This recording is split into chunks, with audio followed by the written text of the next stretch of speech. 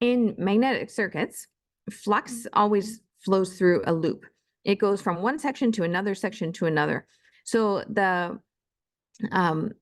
if we're looking at the reluctance of a magnetic circuit, then we can think about what one of these circuits looks like. So let's say my circuit looks like this, and it has a section of one material, and then it has a section of another material. These are two different materials, but because of what we know about the magnetic flux lines, those magnetic flux lines we know are going to be going in continuous path through both of those materials. So these are our magnetic flux lines. So they're going to go through material A, and they're going to go through material B. Material A and B might be made out of different things. Hopefully something that is magnetic, a magnetic material. But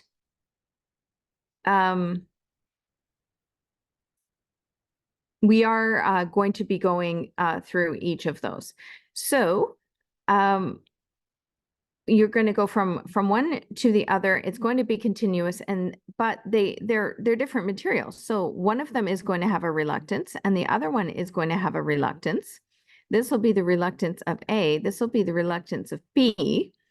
And reluctance, if we remember, it's sort of like resistance in an electric circuit, and it's how reluctant or how unwelcoming that material is to the establishment of those magnetic flux lines.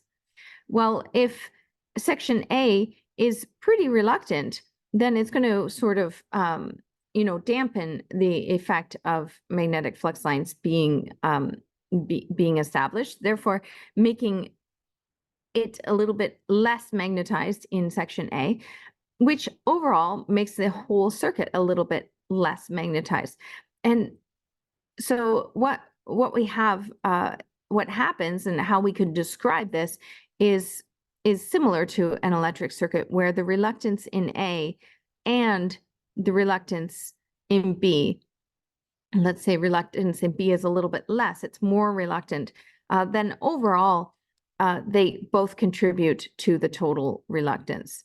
So it's just total reluctance equals that of A plus that of B.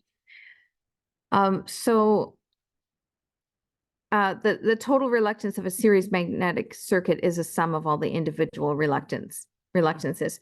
And if it makes us feel better, we can write that in the way that we know it.